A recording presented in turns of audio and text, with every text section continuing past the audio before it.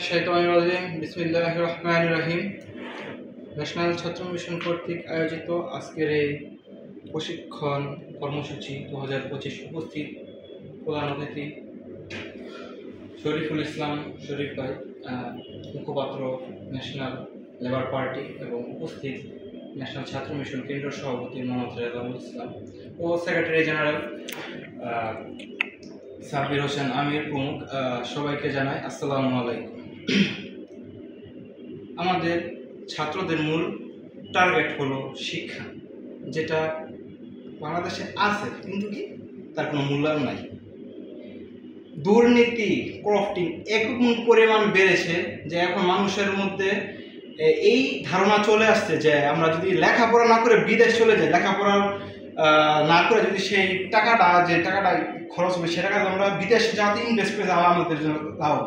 কিন্তু বহির বিষয়টাও যদি আমরা দেখি যে ইউরোপ বা আমেরিকা এরকম করে যেখানে উন্নত রাষ্ট্রগুলো আছে সেখানে এডুকেশন সেক্টরে তারা বিলিয়ন বিলিয়ন ডলার ইনভেস্ট করছে এবং যারা যোগ্যবান তাদেরকে খুব ভালো ভালো পর্যায়ে কাজ করতে পারতেছে। আমার এই বক্তব্যের মূল টপিক হলো একদিক দিয়ে আমরা একদিক দিয়ে আমরা লেখাপড়া শেষ করে বের হবো, আরেকদিক দিয়ে আমাদের চাকরি। এটা ঠিক আছে যে শিক্ষার মূল উদ্দেশ্য যাতে আমাদের চাকরি বা ভালো চাকরি পাওয়া না হয়। শিক্ষার মূল উদ্দেশ্যটা সবসময় হয় এটা যে যোগ্যতা অর্জনের জন্য। আমাদের দেশে কিন্তু সেটা যোগ্যতা অর্জন হয় না, আর তার কোনো ফিউচারও হয় না, যার কোনো মানুষ লেখাপড়া থেকে অল্প বয়সে ঝরে পড়ে। 2023 সালের রেকর্ড অনুযায়ী ফ্যাসিস্ট হাসিনার সময় যেই শিক্ষার্থীরা আপনার এসএসসি পরীক্ষায় অংশগ্রহণ করে তাদের মধ্যে 30% শিক্ষার্থী এইচএসসির মধ্যে অংশগ্রহণ করতে পারে না, তারা বিভিন্ন কাজে চলে যায়, লেখাপড়া থেকে একটা ঝরে যায়। তার পাশাপাশি তারা যখন এইচএসসি শেষ করে যখন বিশ্ববিদ্যালয়ে সেক্টরে ভর্তি হবে তার থেকে তারা সরে আসে, তারা ভর্তি হয় না। কারণ কি, বা না আমরা তো অনেক লেখাপড়া করে ফেলছি, লেখাপড়া করে লাভ বাবা মা অনেক টাকা খরচ করছে, আর লেখাপড়া করে লাভ নয়, এবার একটা বিজনেস করে বা জব করে বা বিদেশে হচ্ছে, এটা আমাদের অনেক ভালো, ঠিক না? তা এই কারণে আমাদের থেকে শিক্ষামূলক তুলনামূলকভাবে উন্নত রাষ্ট্র হচ্ছে আমাদের দেশের শিক্ষার হারটা খুব কম। আর যে দেশে শিক্ষার হার কম হয় সেই দেশের দুর্নীতি, চাঁদাবাজি থেকে শুরু করে অনুন্নত পরিবেশ সবচেয়ে বেশি থাকে।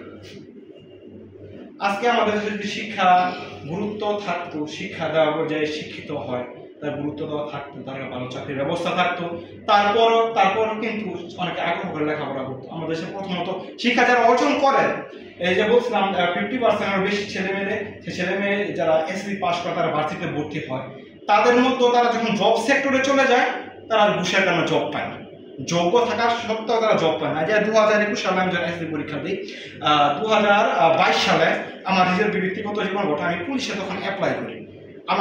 আমি সব ইভেন্টে টিকার পরও আমার থেকে 7.5 লক্ষ টাকা ঘুষ চাওয়া হয়। তো আমার লেখাপড়ার লাভ কি হলো?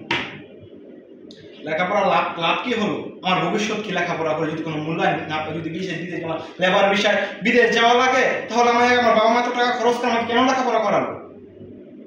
ভাই, আমার একটাই কথা,